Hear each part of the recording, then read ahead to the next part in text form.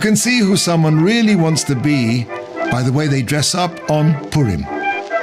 One year I went to Mea Shearim and bought a complete, authentic Hasidic outfit, knee breeches with white knee-length socks and the classic, unique shoes, the shirt with the white cuffs and the buttons that do up the wrong way round.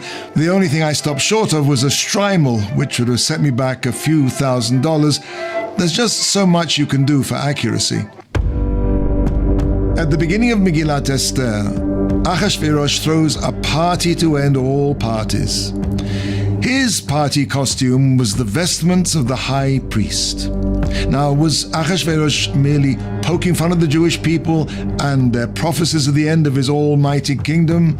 Or maybe there was something deeper and more sinister about his fancy dress?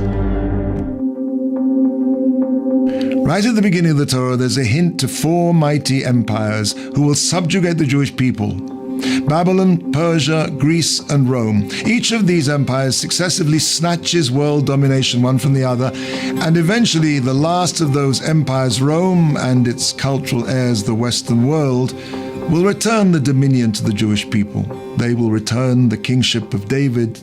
And when that happens, the prophet Yeshayahu, Isaiah, foresees that the lost ones will come from the land of Ashur, and the final exile will come to its end. The name Ashur is related to the Hebrew word Ishur, and Ishur is a certification. Each nation that rises up to take the kingship of the world seeks to certify itself as being the true and final recipient of the crown of David. But they can only do this by proclaiming themselves the true heirs. They each claim to be the new Israel. They claim that the testament of faith of the Jewish people is old and that they have a new one.